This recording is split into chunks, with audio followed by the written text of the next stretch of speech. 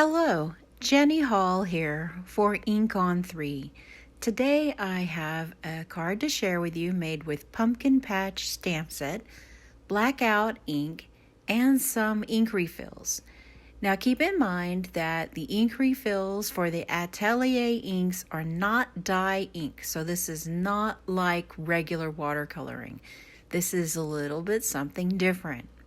I'm stamping the image from Pumpkin Patch, and I am using some blackout ink and then immediately sprinkled on some clear embossing powder. The ink stays wet long enough for me to adhere that embossing powder and get it heat set so that when watercoloring my image, then everything will stay inside the stamped lines. I'm going to use a saucer from my kitchen, but I've also brought out a stamping block, which is what I would normally use. I'm using the saucer so that you can easily see where the ink refill is in this video demonstration. Ink on 3 will carry a variety of water brushes that are really unique that I don't see carried by many other stores. This is a large tip watercolor brush or water brush, and it has a fantastic tip. There's also one that has a really small tip, and I like that one also for getting into really tiny areas. Now what I'm going to do is not standard watercoloring. I call this puddling or pooling, because I am adding a huge amount of water on some very fine grade watercolor paper. And then once I see that there's lots and lots of water, enough that I can really see it, then I'll drop some of the ink refill down into the area that's around the stem of the pumpkin, and you can see it just move out. It's like dropping food coloring into a cup of vinegar to dye Easter eggs, isn't it? It's really a fun look. Now this is not dye ink, so it's not going to act exactly the same. It's going to act a little different. And what the ink does is it kind of swirls around but doesn't disperse as quickly. And I'm using that to my advantage to get this really cool swirly look. It's going to stay like this as long as I allow this piece of watercolor paper to dry naturally. Okay, let's try it again, and I'm adding a very good amount of water, enough to where I can see the water is setting well above the paper. Dropping in that little drops of the orange, and it is so much fun to do this. If I'm going to do more than one panel, then usually I'll just tape a bunch of panels of watercolor paper to a hardboard or like a clipboard, something I can move around and let dry naturally. It takes a couple of hours for it to dry naturally, but I can preserve that look. Nothing's going to disturb the water and the pigment inside of it, and it's going to dry with those little curly swirlies. It's so much fun. So that's why I came up with the name of pooling or puddling, and it's just something that's totally different.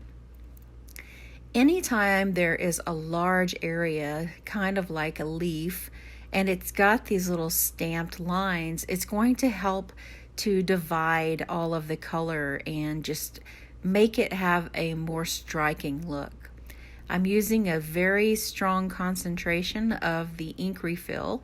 It can be diluted a little bit, like on those smaller leaves or on the stem of the pumpkins, and not going to get the same look as on the larger areas.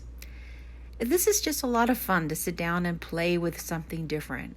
A new technique always makes me really smile and enjoy my project. And this was just loads and loads of fun. So I added green, and then I just kind of moved a little bit of the water around on the outside edges, and that would help the green to come down to the bottom. But on the little blossoms, I did not want to disturb it. Once I put the brown onto the bottom. I just kind of moved it up along the side of the stamped image a little bit and just left it. And it's going to kind of swirl out as it sits for just a few minutes and then dry the way it is.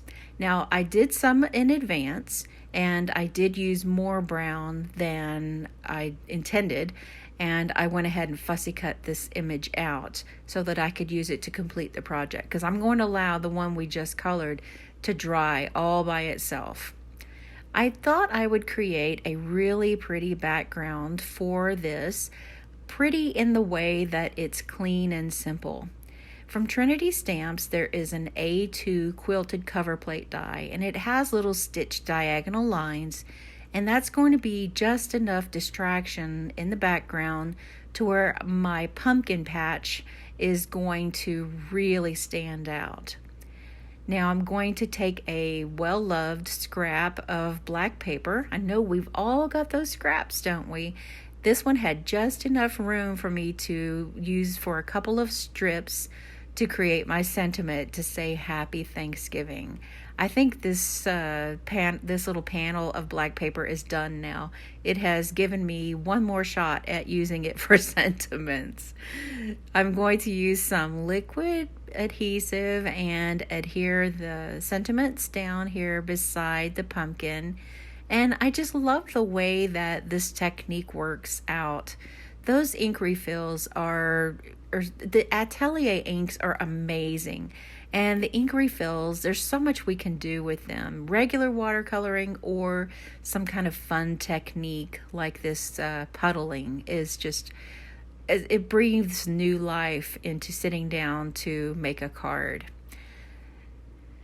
I have some extra pieces left over, and I will show you another project.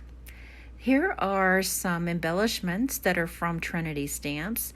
They're called unshelled, and they look like the kernels from sunflower seeds, and they're very flat. I like this sort of an embellishment because it's not going to poke through an envelope whenever I send this card out in the mail. And it's really unusual. I mean, it's sunflower shells. Very, very cool. So here's a look at the finished project, and you can also see in the background that just a little bit of stitching look. And I really like this project. I hope that you've enjoyed this demonstration from Ink on 3, and here's what I did with the lighter shade. I mixed it with some other die cuts I had done. Thanks for watching, and we'll see you next time.